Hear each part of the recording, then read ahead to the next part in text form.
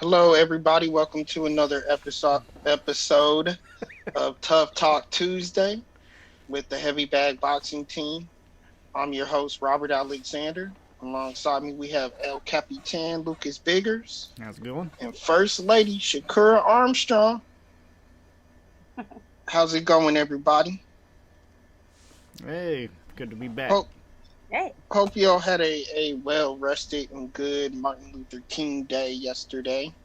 I know I sure enjoyed it. absolutely. Um, So it's the first of the year. Pretty much it's the first month in 2021. So right now, people are just starting to get the rumor mill going. They're starting to get everything flowing. Some fights are starting to get speculated. Some fights getting made. So right now, it's not really a whole lot going on in the boxing world, but it's brewing. So with that being said, I mean, we got the first topic right now that's brewing is this thing with Eddie Hearns talking about the fight is made with Anthony Joshua and Tyson Fury. Pretty much it was even announced on ESPN that he said the fight is pretty much done, except it's not signed. They're still working out a few schematics. One of them being who the broadcast partners are all going to be, where it's going to be broadcasted on. And number two, most importantly, the venue. Shakira, I'm coming to you first on this one because being talked about is your favorite venue, Saudi Arabia. He says Saudi Arabia is being heavily touted as being the possible venue. But what do you think about this fight? Is it really going to be made, or is Eddie Hearns blowing smoke? Hey, if it was Dubai, just a little bit further, out east, I would be all 100% on the location. Not that far for him to go. I mean, and there's still lots of money for the Emirate people. So I'm gonna try to steer Hearns over just a little bit more, on the geographic map there. But I do like the fight. I do like the two of them, those heavyweights being able to fight for a unified belt or titles, and that's the highlight of it for me is that we would have a unified champion. However, I do feel that we got to see some other matchups besides this one, and it wouldn't have been my first choice to see this particular fight take place. But hey, they're gonna do what they want to do in order to make the most money, so I'm not surprised.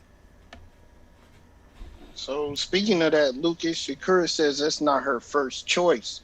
I mean, that's because a lot of talk is saying that Tyson Fury is done with Deontay Wilder now. Do you think he's going to bypass Wilder altogether and just go for this epic bouts with Anthony Joshua, or what's going on? I don't think it's going to be an epic bout with Anthony Joshua. I honestly think he puts Anthony Joshua more at ease than what he did Wilder in the second fight. I think Wilder stands the biggest threat. So, yes, I do agree and will echo Sakura. I completely think that Wilder is the better fight. I mean, I want to see the rubber match. I'm with a lot of people on the first fight. It was very close. I still think Fury made it to his feet. I don't really think it was that long of a count. Maybe a slightly long 9. But, other than that, I really strongly believe, again, that Wilder poses a bigger threat than Anthony Joshua. It's just in my mind. But, Rob, I'm curious what you think because, you're very high on Wilder and you get high on Joshua at times. So tell me, what do you think? Hard to read. Yeah. I love all three of these guys. Wilder disappointed me, though, because of all the excuses he's made. Kind of shows where he's at mentally. And he didn't take a fight last year. He absolutely should have. He should have taken a fight, if not two.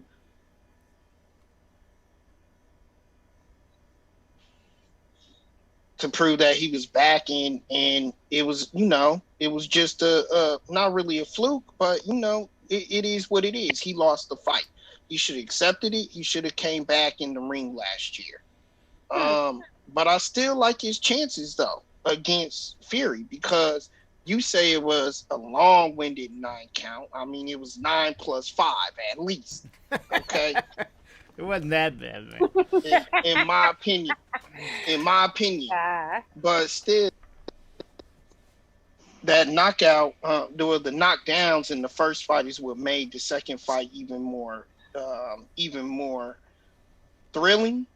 The outcome now makes the third fight even more thrilling, because we want to see if Wilder can come back. And face it, Fury isn't getting any younger. He is getting up there in age. It's about time for him to sit down. He didn't fight last year either. That being said, Joshua, to me, is the youngster out of the whole three. He's the more green fighter out of the three. And yet he's talking about retirement already too. That's crazy.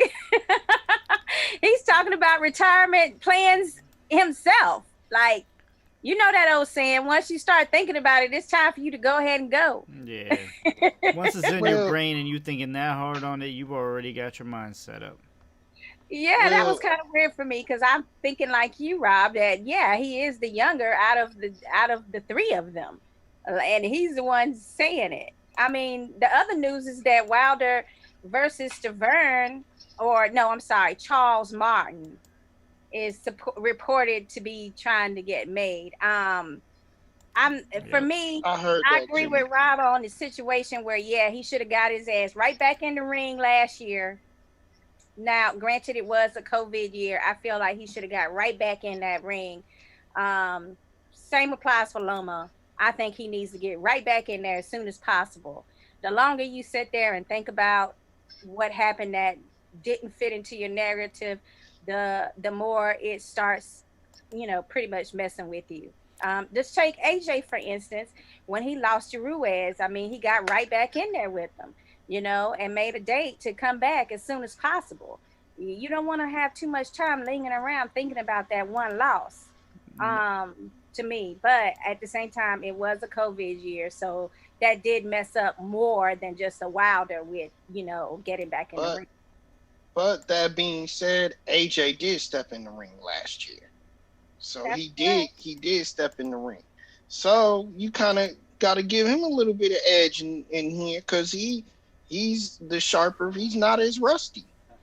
So I think it's interesting. Yeah, I don't know. Wilder's not in a good space. I mean, obviously he's dwelling a little too hard, because the excuses and the reasons that he keeps giving is different each time. He's got the wrong people around him, and instead he needs to just, like you guys are saying, just jump back in there. I mean, I'm not excited about a Charles Martin fight. Let's all be honest here. I don't think that's really going to prove much. That's not even really going to get his feet wet. He needs a little bit of a stronger, test. Just jumping back in there is not going to work. He actually needs, some pushback. And I don't know if Charles Martin's going to be able to really provide much. It's one of those fights, I feel like, that just would be like a pride booster type fight. Mostly not for, a technical type warm up to whom you're really going to fight. But somebody that you can get back in there and have a good knockout on, probably. Add to your highlight reel.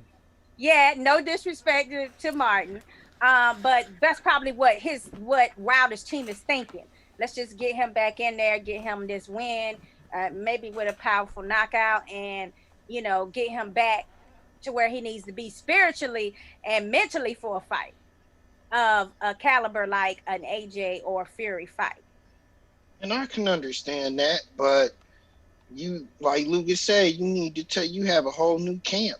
You need to test that camp. You need to make sure that you can get tested in there that to make sure that new training camp is working for you. So this type of fight with Charles Martin would have been better suited for last year, but he set himself back by not fighting, and probably set himself back a whole year, guys. Well, let me just say this also, is that, it was very tight-lipped as to exactly what those injuries specifically were related to that Fury fight. So, with that being said, it does leave me feeling or thinking that maybe it was more severe of injuries than what was reported. Especially with the way that Wilder's demonstrated that his team will do whatever it takes to, you know, how can you say that, support his ego. So like, I would not be surprised if the layoff, the longer than normal layoff, might have also been coupled with the fact that it was a little bit more injury than what we thought. Very possible. I mean, he's got a dent in his head now, so. And that too, and once you have any injury to the head like that, they're going to be, you know, doing all types of physicals on you and constantly giving you the MRIs and everything.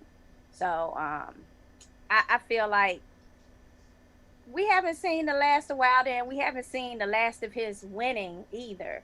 But it's just the fact that, Fury bested him in a very solid way. And so, with that being said, he's going to have to be ready to get back in there with him. Or, because if he gets in there with him and he's not ready for it, it's going to be a career changing situation next time.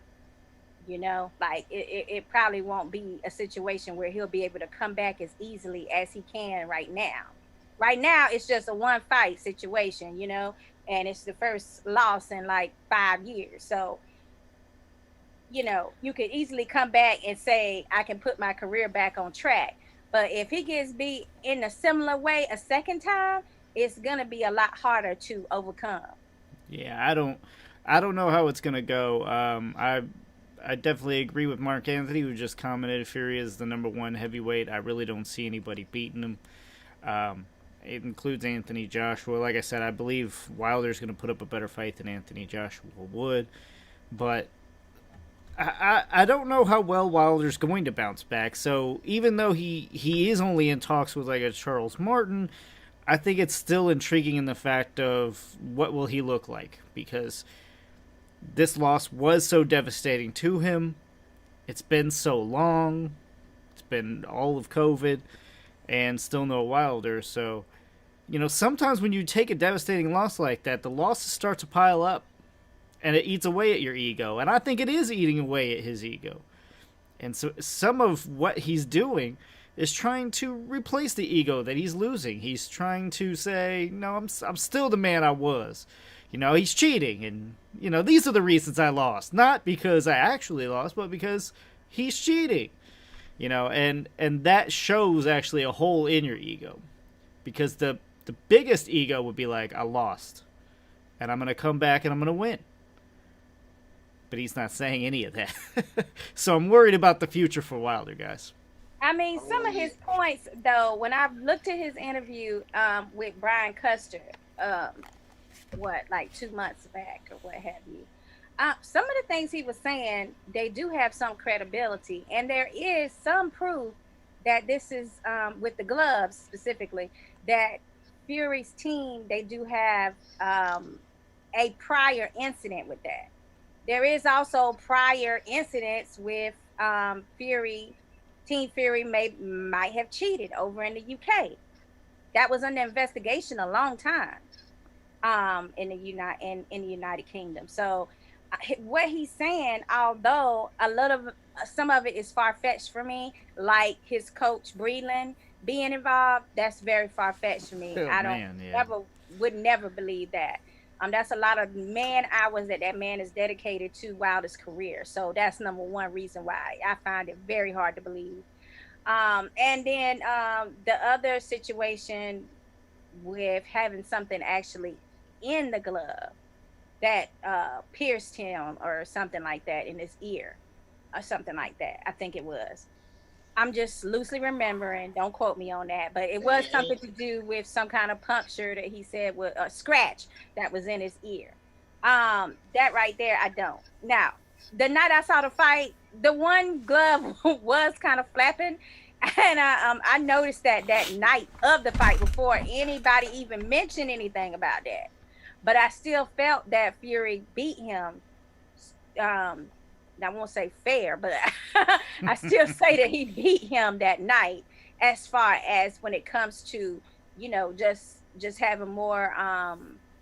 He looked like I would rather be Fury, having more aggression, being the bigger guy in there, forcing the action, keeping him on his back feet. All those things did add up to assist Fury in his win. When it comes to AJ, I don't know how he is on his back feet. I mean, with Ruiz, he did start backing him up, but he was already dazed at that point. When we started seeing him forcing, when Ruiz started forcing AJ back. So I really don't know how he particularly fights on his back foot. This would be an advantage for Fury. And how does he react to certain to certain actions that how would Fury react to certain actions that AJ is able to do, especially with his serious combinations that end with a ferocious uppercut? Like, how is that gonna affect Fury? So these are things that make it interesting for me, an interesting fight. However, I'm still on the camp or in the camp that doesn't like AJ's chin. I still feel it's suspect. Yep. So that is a big red flag for me. I think that's a big red flag for anybody. Not to mention, I mean, Fury's got a chin. He's got a beard. I mean, let's face it. If Wilder can't put him out, Joshua ain't putting out Fury. I mean, I will say this. You make a good point about the gloves possibly being deflated, because the man comes from a long lineage of bare knuckle fighters. He knows how to fight bare knuckle, and that's the only explanation of why Wilder was so wobbly that night. Because if he's never been in a bare knuckle fight and got hit with pretty much bare fisted before, that probably broke his equilibrium and possibly even made him a little bit concussed. I can definitely see your argument for that. My issue, though, is with everything in the way that he's acting is, and I hate to compare fighters to other fighters, but guys, this reeks Jermaine Taylor. It reeks Jermaine Taylor, because he came up, had all these knockouts, was a knockout machine. People thought he was the greatest thing coming up. He was going to be the best. He was going to be the greatest. First time he got knocked out, like Lucas said, then he gets knocked out again, and then it's pretty much over. And then now the mental problems set in. Wilder is already starting with the mental problems. So that's something to look out for. I hear you on that. I just feel that I personally feel that people are just discounting everything that Wilder has said about possible cheating. But two things can be true at first. You could have got your ass beat. For sure, you could have got your ass beat. But they also could be some cheating that occurred. I mean, people are acting like it's got to be, so like one side or the other. No. Both things can be true at the same time. Like, we are totally eliminating some of the things that he's saying that are not warranted. Like we can't say that, well, Fury's never did anything like that before, so why would he do it now? We got the guy from the gym saying in the sparring that the glove was messed up. The inside of it was taken out, the cushion. Mm-hmm. We got the people in the UK saying he was taking something, and he said it was because they ate wild boar meat. Then the person that I did my research on this, because the person that they said they purchased the wild boar meat from came back later during the investigation and said, well, wait a minute. He told me they were going to give me a certain amount of money for saying this, but I never sold them a damn thing. You know what I'm saying? So you got all this stuff that's adding up to suspicion. I'm just saying that two things can be true at once. While Wilder is focusing too much on his losses, for sure, on his loss, is one loss for sure, we still can't discredit the fact that some of the things that he's saying could actually have some validation. That's all I'm saying. So do it the Cotto way then. Do it the way Cotto did with Margarito. And Margarito got proven to be a cheat. And guess what? Cotto went in there and whooped his ass. I agree with you. I love that. I mean, Cotto, that's my man. You know, that's one of my Puerto Rican stars right there. He's always going to be high up ranking for me. Look, I mean, just from that one ass whooping. Look, he fought the second time around, though, really wasn't as fair either because Margarito had one eye. I mean, and Margarito was still getting in that ass at times. I mean, let's if it went on and it was let to go on, I don't know that it might not have ended up turning out that way, the same as the first fight. It's just me. You, but I mean, he knew his eye was messed up when he accepted the fight. So that's on him. I have no sympathy for that man whatsoever. But while y'all bringing up this fight, Wilder actually had that same type of look.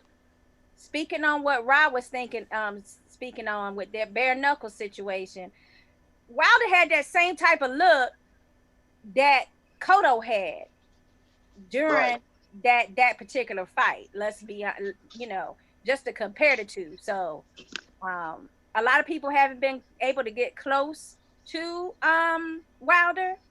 This was one of the first times I've seen somebody really get close to him besides Ortiz. And with Ortiz, it was still a different type of buzzed, if that makes sense. We've all seen the different types of looks people have when they get hit with specific shots. So it was Ortiz looked a little bit, in the first fight when Ortiz caught him. It did not look the same at all. So something's got to be up.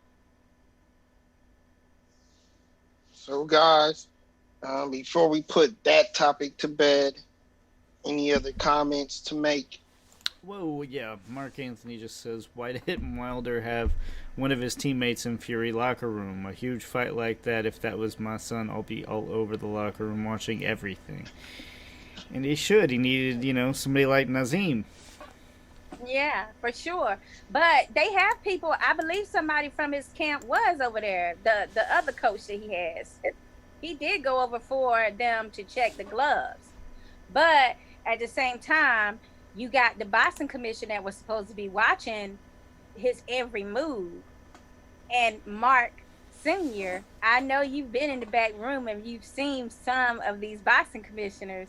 After you get through with the glove checks and it gets signed off of, it's a little lackluster in them back locker rooms, looking and making sure that everything is visible. I mean, that's just the way it naturally goes. It's just like when you go out with a COVID mask on for your event, and then by the end of the night, you're like totally off guard and you don't even have your mask on all the way anymore. Like, it's just your interest and your focus on it deteriorates over the course of the night. So for me, it's like we've all seen it where these things can still take place. Even with boxing commission attendees trying to look after the boxers before the events. Sometimes things still can sneak through. Mark says, yep, Sakura, they don't care, that's for sure. Again, that's why I'll be on the locker room the entire time. My question is, what happens after the fight? I know they're inspected and signed off on the gloves, the wraps. What happens after the fight? Are those collected?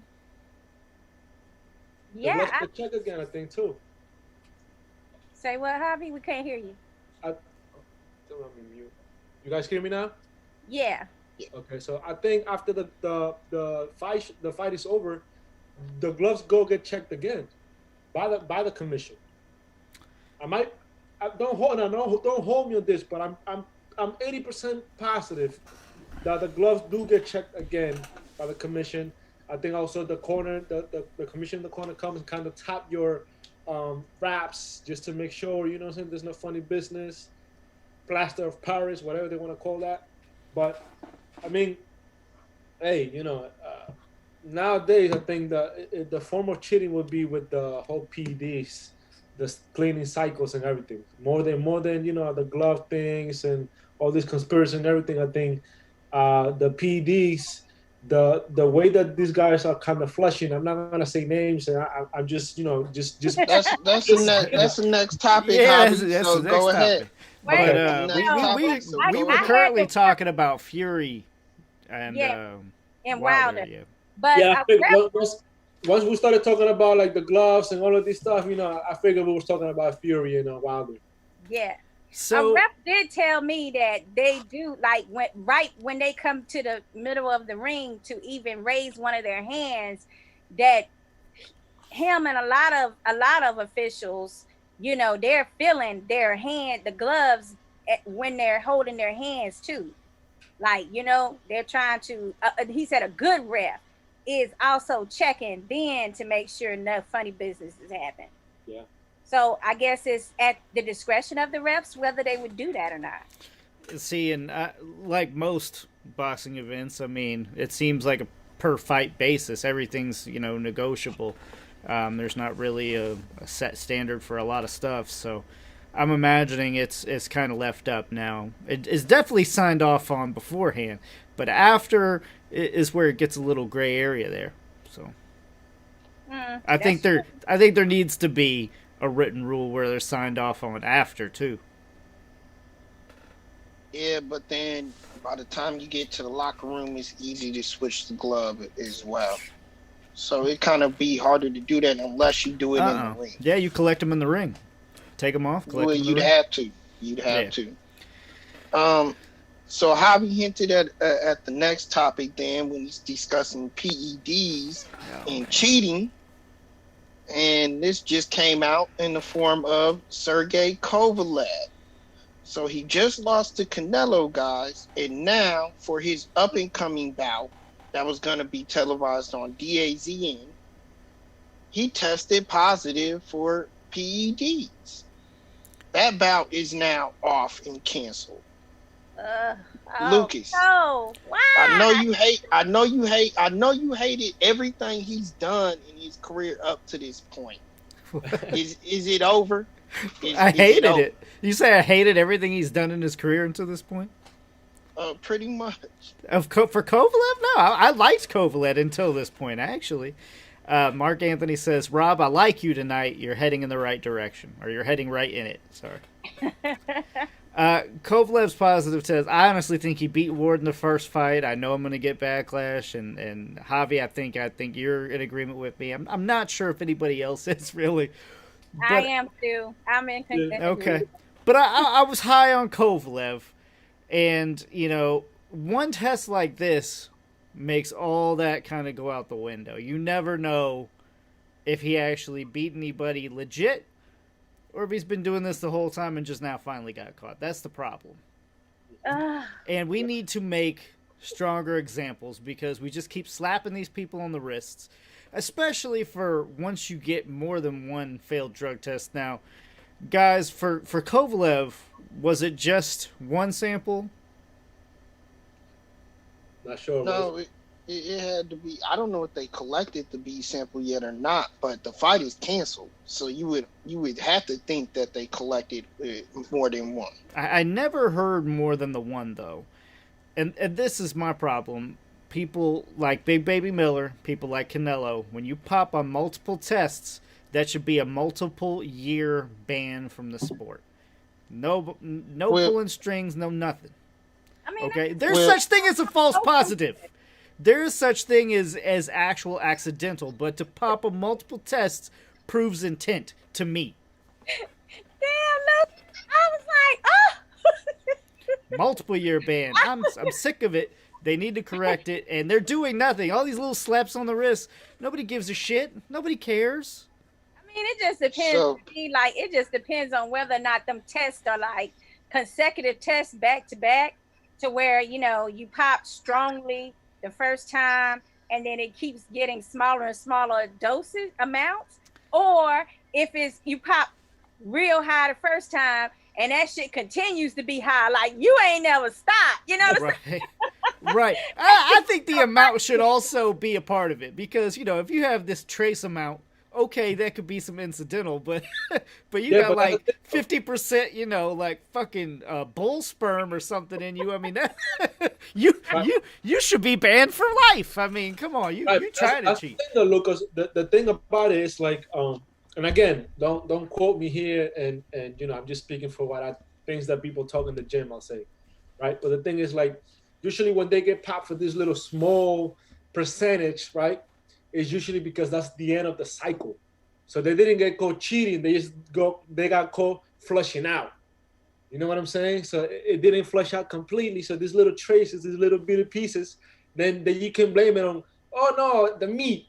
You know what I'm saying? Because the meat does have those numbers, but it's never the meat. It's just like the end of your antibiotics type. You thought it was gonna be out of your system at that point. Right. It was still a little trace of it, and you ran out of time on how long you could dodge this test. Is that what you're saying, Javi?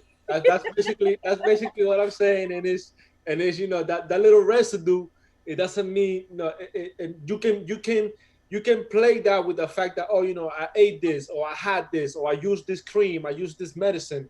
That's why a little trace of that, but it just like the mask to cover, something shady, something bigger. Or like the female fighter earlier in 2020, she gave a guy oral and got it that way. So she say. Then that guy was juicing.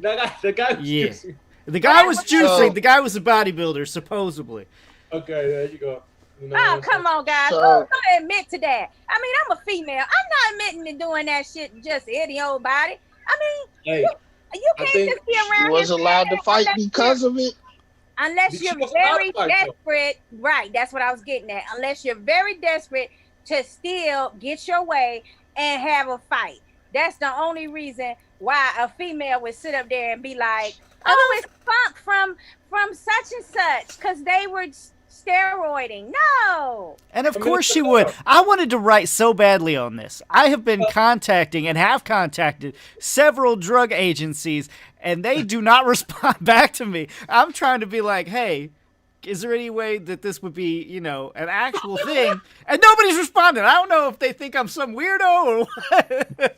But I'm asking these questions and nobody's giving me the answers. They don't have an answer. That's why they don't have an answer, because nobody has ever been foolish enough to make up these shenanigans. She was applying to get on the Olympics. Of course, she gonna lie. But Lucas said, if she got away with it, if she can cop out to that, that's what I mean. No offense to nobody, but if lawyers can hold into something and make it believable, then that will work. And then she probably ran with that story, and it makes sense. She's young. Everybody enjoys that. So you know what? I'm gonna cop out to this. Look, I was doing the thing, and this happened. You know what I'm saying? Now, it worked because she did get past, Javi. It worked. That's what I'm saying. So that's like me saying, right? Let's say I'm getting ready to fight, right? And boom, I get caught. I'm not gonna. I will sit down and say, listen.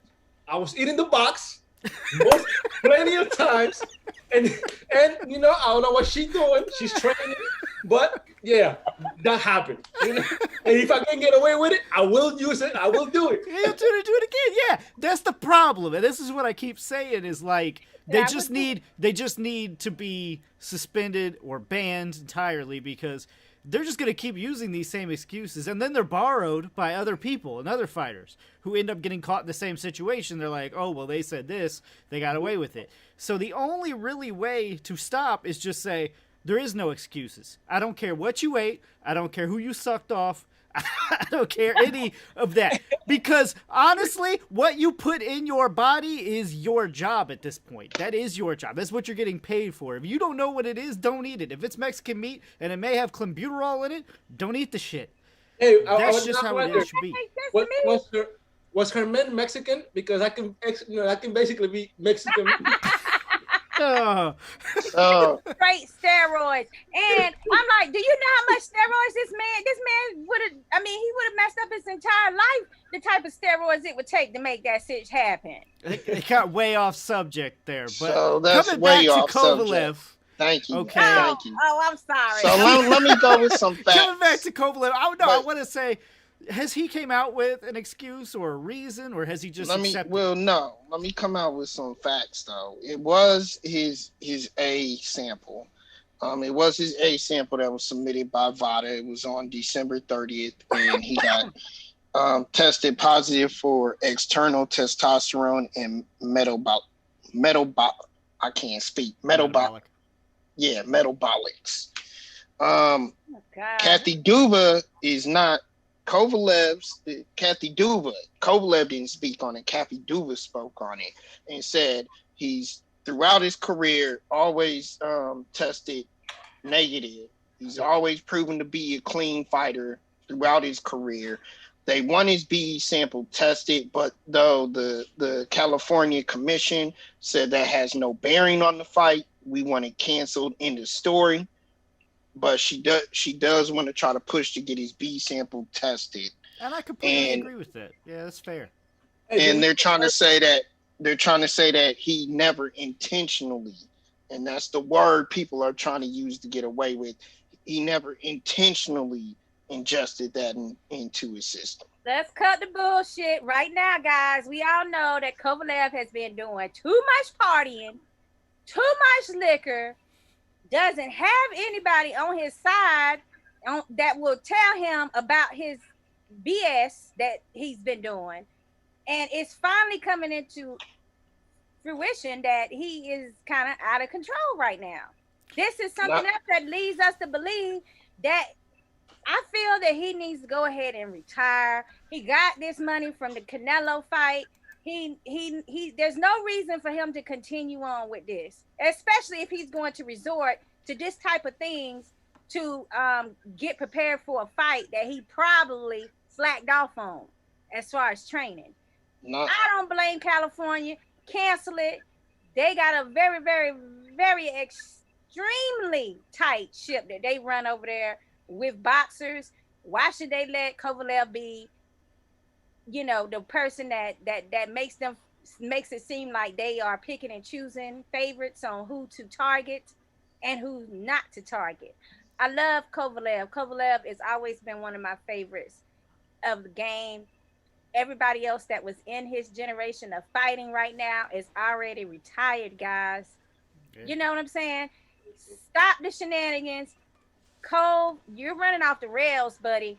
I mean, if anybody cares about him, I'm begging you guys to talk to him. I mean, we had just like, what was it? During one of the fights, he was just like a month ago, he like went live with it on DAZN on his IG page. Oh, man. You think? Yeah, I remember that. I don't know what he's thinking. Right? You know what? It's not thinking. It's you're drinking. You know what I'm saying? In no way am I saying that Kovalev tested positive or intentionally took something. But you have to be more careful. I think a lot of professional athletes aren't super careful. Like, the things that you put in your body, whether it be the supplements or whatever, I mean, it's the same thing. It's made in this factory where, my son who's allergic to nuts, I have to look at these things all the time now. So you're like, made in a factory with nuts. Well, a lot of this stuff is, made in a factory, and then with one thing, they move all that, so now that's tainted with all this other stuff. And you can't just keep going back and forth. But wait, how you successfully not get caught doing anything and stay on the straight and narrow all this time? Because I do believe this is something that Cole has not partaken in before now. You haven't gotten caught with none of this stuff beforehand that could have erroneously gotten your system. Now, all of a sudden, when all these other factors are coming into play as far as his behavior, now you have an incident of pad use. No. That's what I want to get at. That's what I want to get at with Kovalev right there. To me, it's an extreme black hole to his career. Not to mention that, coupled with the fact that he still has an assault charge on it that he has to deal with and hasn't dealt with yet by a female. So he still has that under his belt. So he has that incident. You come out with the PED incident. You just admitted to a lot of people that you really didn't train hard because you knew you were going to lose to Canelo. So then you lose that fight. It's all that coupled to taint his career at this point. And it's gotten, like Shakira said, it's gotten out of hand. And it's gotten to the point where people who surround him, Kathy Duba especially, need to step in here and take him out of this situation. Because when you see these situations with another star that we're going to talk about in a minute, but you see these situations where these guys get into the stardom and the fandom and they can't handle it. When they can't handle it, that's when it becomes dangerous. I do not want to see another Tommy Morrison. I do not want a situation. I do not want to see another Hector Camacho situation. And that's where Kovalev is headed, because he's a fighter his whole life, guys. A fighter his whole life. When you take that away from yourself because you can't do it no more because of all these issues, he's headed down the wrong path. Bernardo commented, says, sounds like he needs that wake-up call you are saying. And absolutely. And that wake-up call, unfortunately, is you got to take him away from boxing. He's not going to be able to fight this fight. Obviously, it's been canceled. And Golden Boy booked him really on this bout because it's one of Golden Boy's fighters. Mm-hmm. Not a lot of people wanted to fight Kovalev right now. This is an up-and-coming prospect that's only like 6-0, and Golden Boy was willing to match him with Kovalev. That's saying something for them trying to give him another chance on the big stage, and he blew it. Yeah. Bernardo commented again, throwing away legacy of excellence. It's a shame. He did seem like a cool guy. And we've had Kovalev on the show. Kovalev is a decent guy. That's why I'm saying, I'm not saying he intentionally did it. I'm saying he's being reckless. And I think everybody's a little concerned for Kovalev. All of us. Very much so. And, anybody in their right mind that's not, that's lucid, is not going to mess up their fan base. I mean, Kov's got he's had a strong fan base for someone that's a European fighter. You know what I'm saying? Guys, it's like for him to chance this, it's like it's not somebody that's functioning on a lucid playing field to me. Right. So let's take this and move over to, because we're getting a little tight in time, so I just want to keep it moving. Okay. But let's move over to another star who fell off for years, who's actually set to make a comeback. It's finally announced Adrian Broner will make his return to the ring after 2 years on February 13th. You guys know his fallout, know his issues outside of the ring before. Again, it's been 2 years. He hasn't appeared since January 19th, 2019, when he lost to Manny Pacquiao. Right now, he doesn't have an opponent set as of yet, but it's a TBA. But are you guys looking forward to this? Can he get his stuff together? I want him to. I'm rooting for the kid. I mean, he has been a wreck, but you've seen in previous fights, especially back at 135, that he can be an excellent fighter, a pound for pound fighter even. The problem is he got a little too full of himself. He went away from the defense, and he stopped letting his hands go.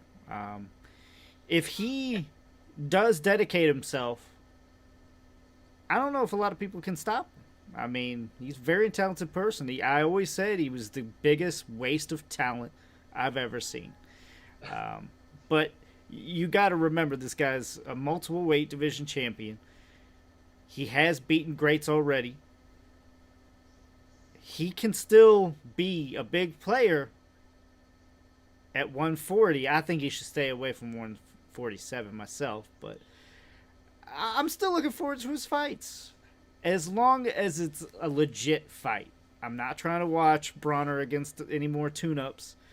I want to see him actually go after some belts and start taking his career seriously, or I'm kind of done with it. I'm at that point. It's like, show up and show out, or don't show up at all.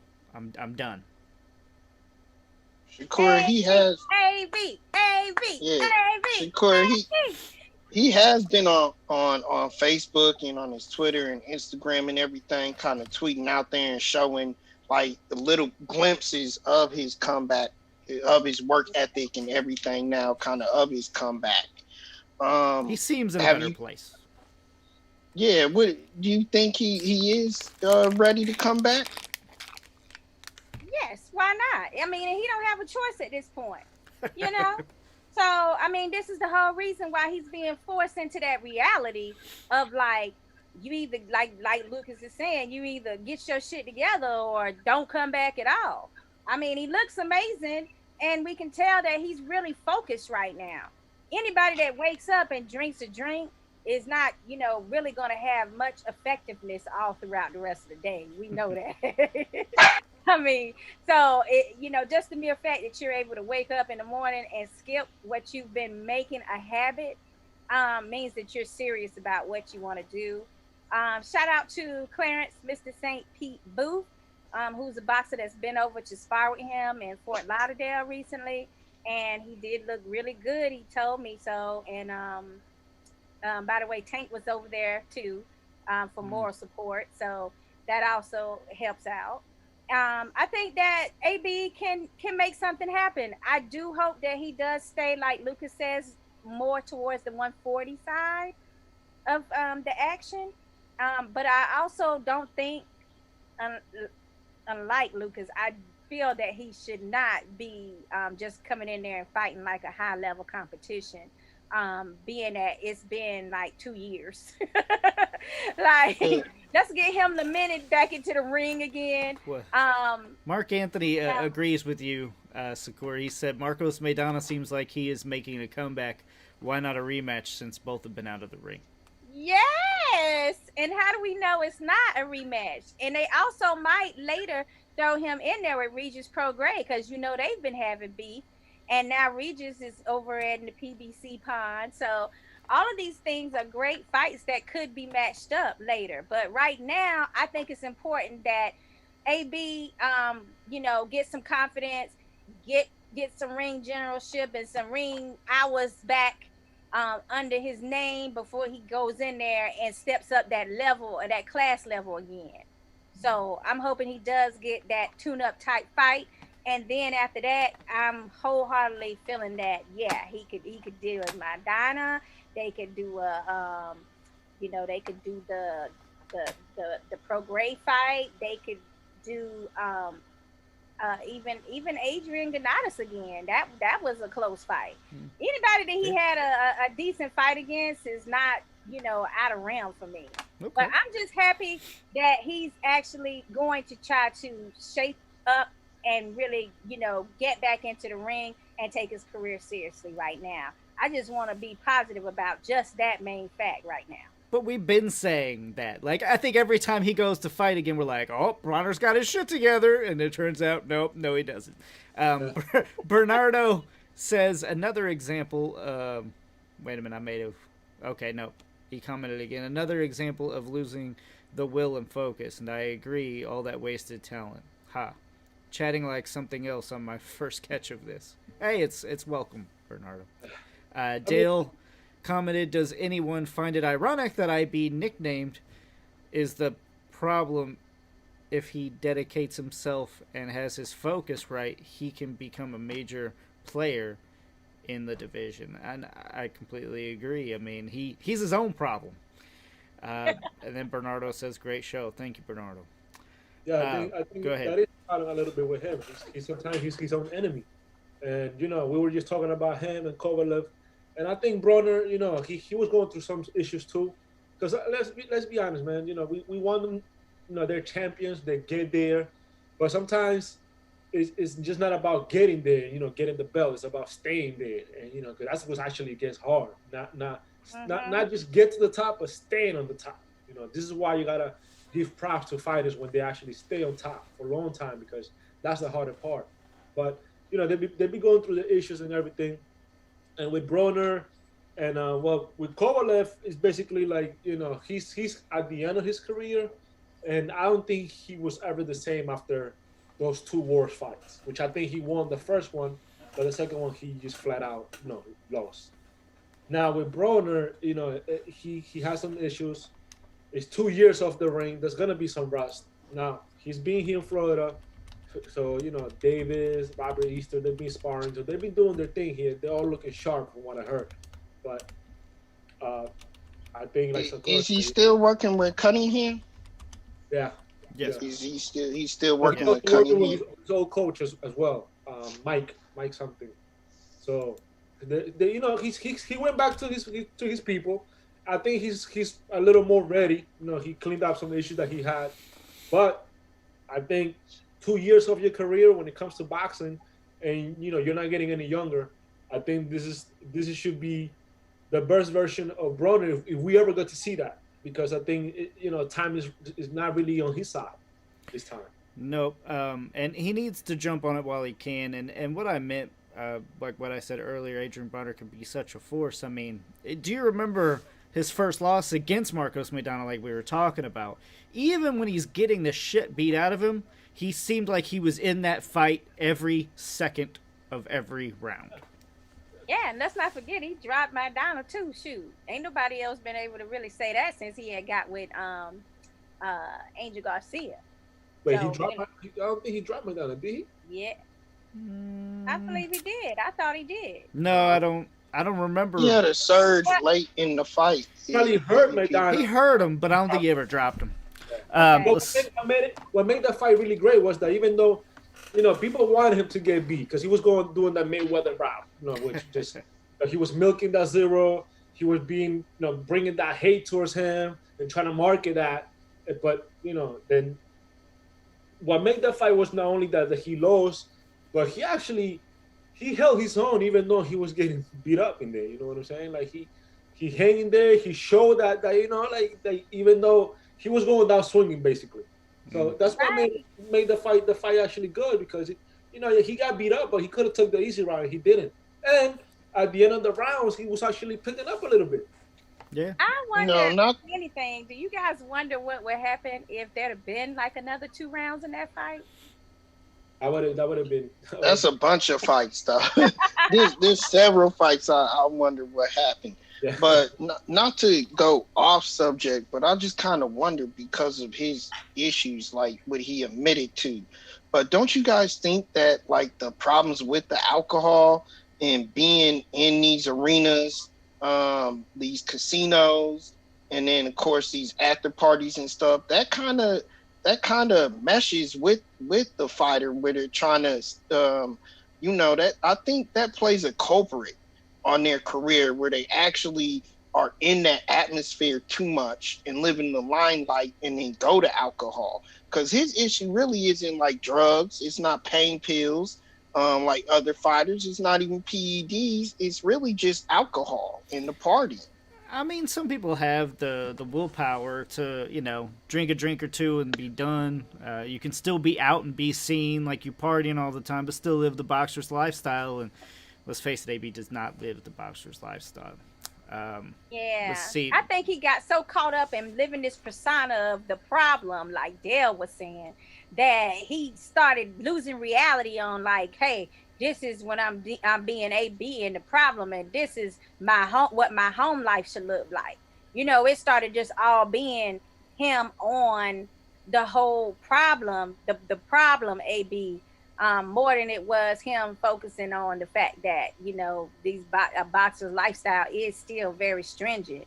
I mean, yeah, he liked to follow the playbook that Floyd Mayweather put into play when he became money, but he wasn't staying too true to the entire part of it, which is that I can go out and party. I can look like this is the funnest thing I ever did in my life, but I ain't actually taking a drop of anything. So he forgot to live up to the rest of that formula that Floyd had in his career. So let's hope that and Floyd always sounds like he didn't love boxing, but if you notice, man, he still loves it. He's still in there, hitting the speed bag and working out and getting fit. He's always in the gym. even though he's supposedly retired, he stays in there. I think he loves the sport. I don't think he can get away from it. I think AB will get away from it as soon as he retires. Some people just don't have that love, and it was ingrained in Mayweather, not in him.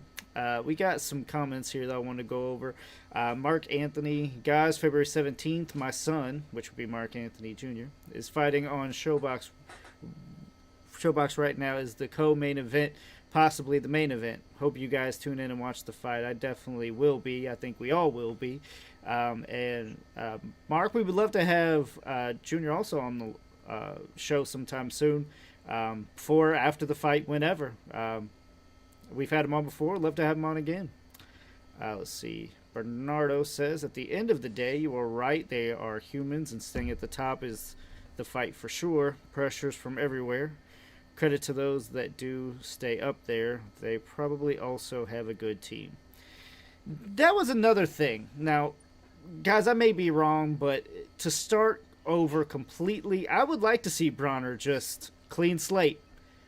You don't even keep the same nickname. Change everything. New team, new people around you, new city. Well, he has the potential. We've already seen that. So really the only thing that's holding him back is himself, right? Wait a minute, though. And he kind of went back on the nickname a little bit, because the nickname he's using now is just AB. It's no longer all about billions and all that other crap. He's just going by the moniker as AB. And no disrespect to Cunningham, but get Floyd Sr. Floyd Sr., it would be great for Bronner. That ain't gonna happen. I don't think that's gonna happen. AB done talked too much shit about his friend by now, I'm sure. Mm-hmm. But he would have been a great coach for him to have. Basically, what you're saying in a nice way is that Cunningham needs to be a little bit more tougher and real with him when he gets to that damn ring. Because what we saw in the Pacquiao fight had my head, he's scratching my head like, what the fuck, Cunningham? You're supposed to be the man. You're the toughest, one of the toughest trainers that you can have in this sport. I agree with what Rob is saying. He's okay when he wasn't. I agree with what Rob's saying. I mean, I don't. It's not even just that. I think Bronner needs looked over 24/7. He needs that Customato to constantly be like, no, you're living here. You ain't going out and running the streets and doing shit, beating people up and robbing people, like and drinking and all this other shit. You're staying here. He needs a 24/7 training camp, basically. I don't feel like it's gonna ever work then, because he has to have in his own mind, and it has to be his own conviction that he wants to live differently now and actually be something big in boxing again. Yep. Like, I feel like you have to have that mentality yourself. You can't rely on other people to try to chastise you. Like, obviously people have tried that in the past and it never worked. Like, I feel like he has to do it on his own. Shakur, to your credit, he needs a good woman. Because he needs to stop chasing all these tails out here, because a good woman will get you in the right direction, and he doesn't have that yet. Okay, he doesn't. You get cursed out every damn night. I'm there for But in speaking in regards to Kevin Cunningham, this is not a knock on Kevin Cunningham at all, but he's got a bunch of loose ends in that stable, though. Because you look at Easter Jr., you look at when Tank was in that stable, now Adrian Broner. None of those guys, he has a good stable, but they still haven't manifested yet. Lubin is stable now too. I think they're feeding off each other in the wrong way. Exactly. And that's what I'm talking about. And that's why I brought up the atmosphere and this and that. That being said, it is only alcohol. Hopefully he can put that away. Guys, let's go. Let's go to the next one. Really, this is the last one I had before Shakura gets to her little burning topic tonight. But recently, Ryan Garcia was in an article for MMA Junkie talking all kinds of craziness about he wants to retire at age 26 and he could possibly even be an MMA fighter in his next career if he wanted to. Guys, was this just for show he was putting on with the MMA writers? What is this kid doing? Because it seems like when we want to give him a shot, when you want to give him his credit, he does something stupid to want us to take it back. Hell yeah, it was just for show. He ain't talking about doing no MMA. He has no plans of doing no MMA. He's trying to get MMA to also view his fights. Look, the kid has charisma. You got to give him that. If you give him nothing else, give him that. He can sell a fight, and I think it's great for boxing what he's doing, because he is showing that crossover. He's showing that Oscar De La Hoya type of feel. And it's been missing from boxing a lot. It has. Because even though Canelo is very popular, he is still not a household name in the United States. It's not like I can just be like, hey, who's Canelo? And they'd be like, what? Isn't that a Spanish word for cinnamon? They'd be confused, okay? But Ryan Garcia is a name in the youth. He is on Instagram all over the place. And it's what we need, because boxing is kind of slowly in the mud right now as far as the youth is concerned, and in the United States anyway. We need that star, like you're saying. We need that star. We do, and I think retire at 26. Now that I strongly believe was still like an early estimate, but I do think he's also smart enough to know I do not want to be here getting beat up for a long term. I don't think he needs it either. I think he can actually earn the money he needs and get out early, and I think that is his plan. I mean, but let's be serious though. Even if he did want to go ahead and end his career in boxing early and then go over to MMA and learn some principles, who are we to say that he couldn't? I mean, if he comes out to be all the type of boxer that we think that he can be and that he's saying that he could be, why wouldn't he be able to then transition over and learn some MMA? I mean, it's not like he started boxing when he was a kid. I mean, he's learned that in a small amount of time. Like, honestly, if that was his desire, I'm sure that's something that he probably could do as well. I mean, Garcia is a very highly favored individual. So he's blessed to have an athleticism to him and be charismatic. So, like I said, we saying it's far-fetched and he don't want to do that. But, like, even if he really did want to do that, it's not that far-fetched for him to go over there and learn some other disciplines with boxing and be ready to go. Especially if it's not too high-level competition and you just want, he's just going to bring the numbers. No, I mean, you're definitely right. I think he has the capability of doing it. I think really, though, as far as men go, and I think this is going to lead into your conversation, Sakura, but as far as men go, I think going to MMA is actually going to be a pay cut. Either way it might be a pay cut for most men that are in that discipline, but I don't see it being necessarily a pay cut for a Ryan Garcia. Because by the time he decided to go over there, he would be on a next level and demand a certain amount of money. Bernardo agrees with you. Ain't gonna fit all, Bernardo agrees with you. He says, "Yep, he is young enough to commit and learn. Sell it, sister. The idea is sound." Well, thank you very much, sweetheart. All right, Javi. I'm still not getting the answer I wanted to yet, Javi. I don't think you're gonna give it to me. What you got? No, I mean, he's baiting. I earned a lot of respect for the kid on how he behaved after that knockdown, his last fight and everything. And I also gotta understand that this is the generation of the internet, the Instagram, and social media, and the kid is a genius at that. He knows how to bring attention. He knows what to say, who to say it to, and how to market himself when he's on the camera, whatever he's at, podcasts, videos, and everything. I don't know if his plans are really to do that. But if he has that vision and he has all these things planned out and he can make it happen, then why not? You know what I'm saying? We always have this like idea of what a fighter should do to build his legacy. But at the end of the day, it's them building their own legacy. Look at I never thought Clarissa was gonna start training MMA. She's training MMA. You know what I'm saying? And it's not the first time they're doing that transition. Now, like Sakura said, if he ever does that, I think him being a bigger name in boxing, kind of like Conor did, you bring that market, you bring that power marketing basically with you, and then you can cash out. All right, so I wouldn't be mad if he actually does it. If Conor came and broke, he got paid the way he did on his first profile in boxing, I would love for, like, let's say somebody like Ryan Garcia to do that on MMA too, and milk it, and take them YouTubers over there to MMA. I So think I know nobody what, said it. Rob. I think I know what you're gonna say, Rob. I think you're gonna say he needs to focus on boxing first before he start adding other stuff.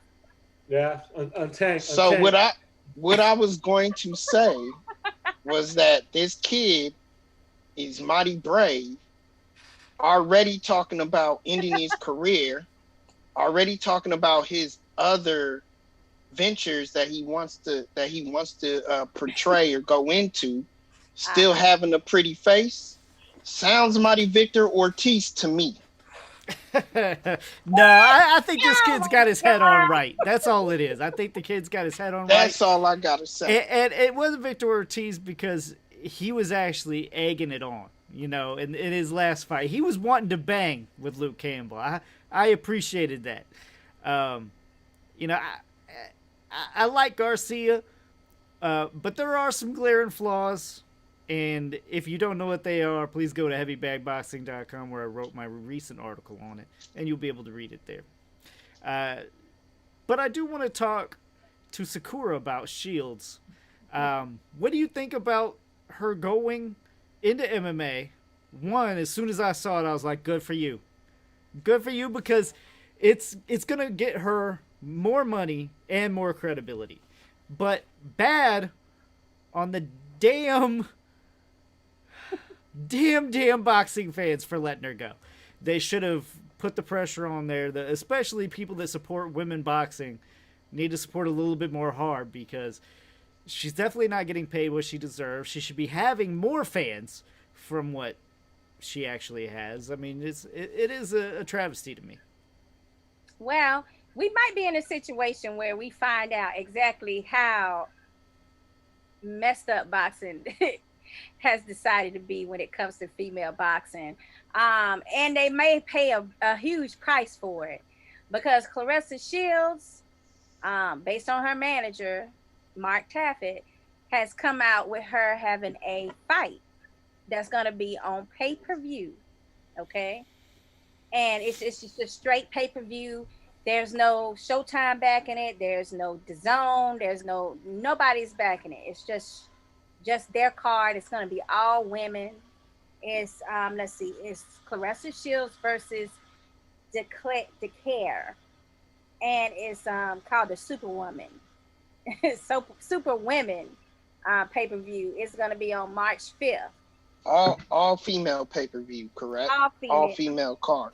Yes. 2 undefeated champions. So if that's the case, what if this thing goes really big, guys? What if a lot more people, a lot more boxing fans are interested in seeing all females on a card, the sexy ones, the mean ones, all of them on one card, and they make a killing off this situation? My thing is, that's money that some of these male-dominated boxing industry people didn't capitalize on. Now you got Showtime that spent all this money doing different fights with her, and they're not capitalized. They're not going to capitalize on it either if it happens, because it's an all-female card. I think that strengthens that card. But as far as her going to MMA, I believe she has to do what she has to do. And what she felt is that she wasn't getting the support or the money that she should be getting in boxing. So to mix it up and to come up with more revenue, she decided to learn some disciplines of MMA and try that out too. There's nothing wrong with this. And furthermore, she said, I've never said I was stopping boxing, so it's not like I'm going to stop pursuing my boxing career. But it would be dumb of her to sit after she had a fight scheduled in 2020 and it was canceled, see every male boxer that had a fight scheduled for 2020 get rescheduled and have their fights, and yet she still was not able to get her fight back on the schedule. It would be stupid of her to sit back and wait for a crack in the seams of a male-dominated sport to make her way. I'm super proud of her, basically, is what I'm trying to get at for you guys. It's the fact that she was able and willing to make her own way, find her own lane, and they're still having to come up with innovative ways for her to even box. This is some BS. We all know it is. If you're a true boxing fan, you want to see boxing, whether it's females or males. But on the same token, in order to improve it, boxing needs to do some things to improve that sport to make it more appealing as well.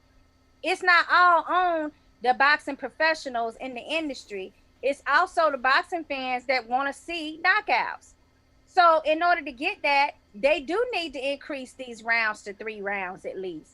But with that extra round, you need to pay these ladies. Stop doing this thing where you don't want to pay to make these good matchups. And you need to pay some money for marketing. We can't expect boxing fans to be like, well, who is Dicaire or McClare? I mean, who are these opponents of hers? We need to know them before they actually fight her so that we can anticipate some of these matchups. So those are just my roundabout way, conversation on the female fights. I always bring them up, guys. But the not to play devil's advocate, made a lane for herself with the MMA. That's the main. Not to play devil's advocate. Of course, to play devil's advocate. But this is a boxing event. This is a boxing fight to unify the titles at middleweight for Claressa. And these are some of the quotes that she's talking about. Or these are some of the quotes from her. And there's some questions for me, okay? This is a quote. Some of us, hold on. Listen, women have to stop depending on men to give us shots at everything. That's exactly what I just said. Sometimes you need a strong male, though. Sometimes you need a strong person to back you in this sport. And she hasn't really done that yet. And we talked about this. But she wants to go out it on her own. So I fully understand that. But I'm just saying. She also says, and the best will fight the best in women's boxing can sell pay-per-view. That's the whole goal of this. But can it? Can it sell pay-per-view? So again, her goal is to not depend on no man, to have her own, to back her own self and her own females in the sport and build up this pay-per-view to show and prove that women's boxing is where it's at and they can stand on their own. That's my only question. I mean, okay, I'm gonna answer you. Basically, hasn't she already tried to depend on men to get her these fights? And have they not already disappointed her with what they've done? So me and you've had an outside conversation on shows. I mean, I haven't seen her get back. I'm asking you the question. I have not seen her get backed or reach out to a solid. What are you talking about? Showtime is the one that's been sponsoring. Showtime I'm talking about fighters. Fighters are the ones. That is a male industry. Well, a fighter. I mean, a boxer can't pay for you to get on a promote you on a show. That's what's gonna get her the name. Trying to get the same way Tank is riding on Floyd. If she had Floyd backing her right now, she would be it. She would be getting all of her dreams and wishes if she had a Floyd. How can you say that's true when we have Ava Knight has been on his staple for a long time? How can you say that? Like the evidence doesn't show that. Because Ava Knight is not Claressa Shields. Claressa Shields. Ava Knight is badass. Let me tell you right now. Ava Knight is a Claressa Shield-esque type fighter. she's known for her power, but she has a lot of skill as well. But she's just at a lower weight class. So no, I can't go along with you on that. Like But I she's said, up and coming though, right? She every night is. no, she's not up and coming. She's about to retire. I mean, she's not no, she's been out for quite a while. Yeah, guys. But I guess it didn't work for her. But Clarissa should have tried it. And she has a history in Detroit. She could have had somebody back in Detroit. Going to fix her when he's not been able to advance Ava Knight. She also is one that had to cross over with MMA. Matter of fact, she might have got the idea from Ava Knight to try to do both.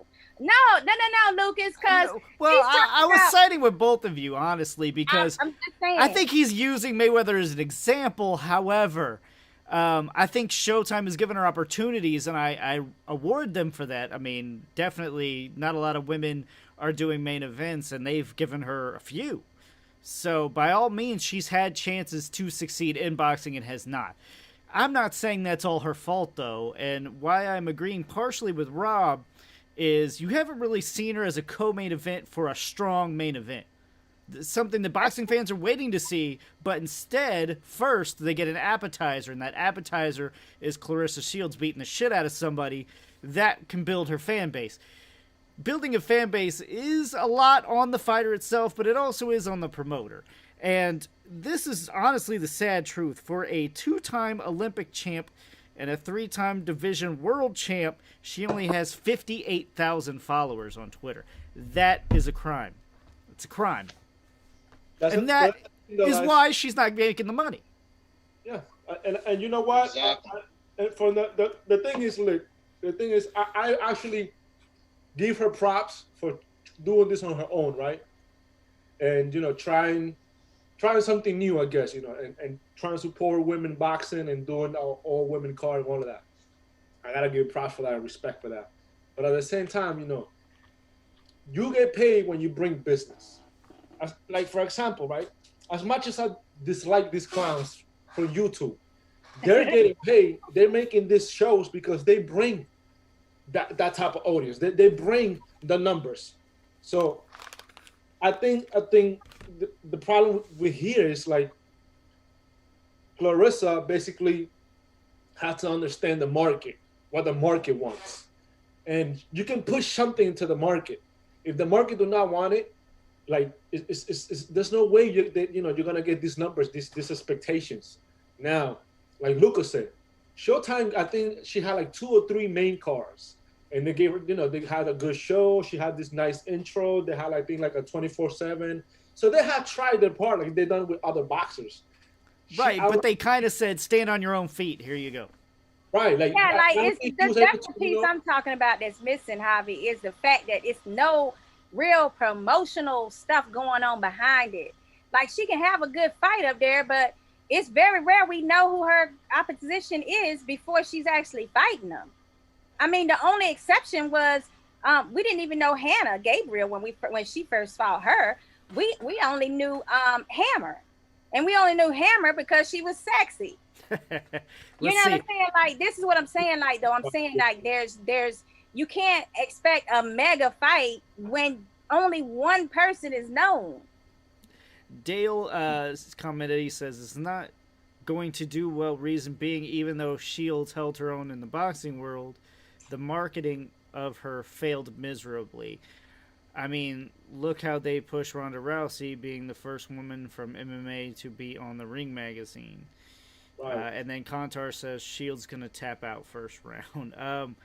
I mean, I definitely agree with Dale. I mean, the marketing is all wrong, but then again, MMA is more woman-friendly than boxing. I think she has a better chance to succeed in MMA than she does boxing, even though she is a 2-time gold Olympian. I mean, it is sad, and I want to see, her continue to build boxing up, and she's going against another undefeated fighters. I almost feel like there's not enough of a challenge for her. I mean, it almost does feel like she has to fight a man to get that kind of respect and that kind of a following. Yeah. But it's only because there's like a wealth of female talent out here. I'm It's not only saying we there's only feel that way because we don't get to see the other. We don't see any of the other fighters in her weight zone. I mean, it's getting so bad now that we only know Clarissa Shields for like super middleweight all the way down to a junior welterweight. I mean, I'm sorry, a super welterweight. Like that, all those different divisions. It's like she's the one from that division. Then you go from welterweight down to what I mean, like 140ish. That's a whole nother zone for your brackets and Macau, like the McCaskill, I'm sorry. All these are like you getting like a huge set range for the women that you only know one boxer or maybe two if you're lucky. Shakur, I'm hearing that there's how did all Layla kinds of Ali do it? over at 115. I'm hearing that bantamweight is just really deep as far as talent is concerned, and we don't know any of those people either. So My like, issue, we got a my problem. issue. How did Layla Ali do it? Layla Lisa Ali Ali, did it. come on. So she built a name. She had it off of a She name. already Is that had what a you're telling name me? before she started She fighting. had a name. Lisa Is that what Ali. you said? Build one. Carissa better build one. Bernardo commented Because Ali again. did it. I'm done with this conversation. If I mention Clarissa Shields' name to any boxing fan, they know who she is. She already has a name. They know her. They don't know none of the competition. All right, let's go to the comments here. Bernardo says, "What if Dana White did a series on women's boxing like The Contender and Tough? It would be interesting to see if it catches on while showcasing the background and struggles. Miss Ali could be a judge and create sparks because of rivalry with Clarissa. That would be pretty cool." Dale says, "Listen, they should move heaven and earth to make Shields and Ali happen. That would have given her major exposure. T-Rex against the greatest daughter. Tell me that would not have sold." I mean, yeah, it would have sold. I'm not sure. I still think it would have underlived expectations, though. It would have sold and it would have did well, but I still think it wouldn't have met expectations of what they thought it would do. Let's be completely and blatantly honest, okay? Men are chauvinistic. Men are kind of pigs in a way. What I'm going to say about that is basically Ronda Rousey, okay? We were just talking about that in the comment section. Ronda Rousey kind of built the MMA spark that lit the women boxing or the women MMA as what it is today. And mainly because she's somewhat attractive and they had her pretty much scantily clad in a whole bunch of different magazines. Now, what are you guys saying? Do you think boxing would do better if they put them all in like thongs and bikinis when they had to, fight each other? I think so. Yeah, but that would be nice. Something that would look nice. I mean, I think it would work. Sadly, that would work. But this is what I'm saying. It's a man-ran business. Right. And but it's MMA. And I think yes. what Ronda Rousey had the effect, right? Not only that, the good looking, of course, that helps a lot. But I think she also had this knockout streaks, or she was getting rid of these opponents at a tremendous speed, I think it was in the first round or something. So she built that height, where Clarissa, she haven't really give us knockouts. I'm sure if she would have given us those type of Layla Ali or Ann Wolf knockouts, people would have been more attention than those numbers when she had those 2-3 fights. It would have keep building up to the point where you have numbers. Now you have a strong base to demand. Be like, I'm putting up numbers. They're increasing. My fans, they paying, they're watching, they're tuning in. So now I want to do this, I want to do that. But if those numbers are not matching, then your demands are gonna basically be like, they're gonna throw like it's not gonna be priority for a network or two that are already having budget cuts for boxing. You know what I'm saying? So now probably they don't want to drop you, but since there's not much to do with you, then they have to put you on plan B, plan C. You know what I'm saying? Yeah. And now if she's doing it, and all women out there that love boxing, I hope they come in and support, because this is going to be the proof here. Either she can make this happen and be like, oh, maybe we do need to have this in control, and maybe women can help women better than us men. That's just it's not a priority for them, or it can easily be like a situation where it might be a downer, and Yeah. then people are gonna say, well, that's the reason why All right. you're not getting what you demand Yeah, because for of All sure. that. right. That's why they wanted So, three. They are really, a lot of females in the industry are saying we'd rather have the 3 minute rounds because anybody can survive 2 minutes. But it's that third round that makes people tired and labored and you're able to hit them with things that may not see, like that's what gives you the knockout most Hmm. times, for Right. especially for females. So I mean, I feel like that will help greatly as far as the action that men are saying they are missing in the boxing with female so I matches. mean that is a lot of time. It's a lot of time missing in a fight that opens up a lot of possibilities for knockouts and for other things to happen. So I definitely Definitely. agree. so Also, hopefully guys, they just get to let that. you know, I'm sorry, but also just to let you know, the thing that happened with Katie Taylor versus Amanda Serrano being canceled. They were going to be the co-main for the Anthony Joshua fight, remember? Mm. And Yeah. but when it came time to pay, whenever they try to put the high-profile ladies on as a co-main, the ladies want to get paid more for the co-main position, but they got a Mm. certain amount. The promoters got a certain amount, and the managers got a certain amount that they want to pay for the entire card. And a lot of times that budget crunching is on the female portion. They're not going to cut the males, you know what I'm saying? That's the main event. So then they expect the women to get paid more, and they just already got it in their head like, I can put this female fight on as a co-main and I can make X amount of, what I can save money that way instead of putting two males there.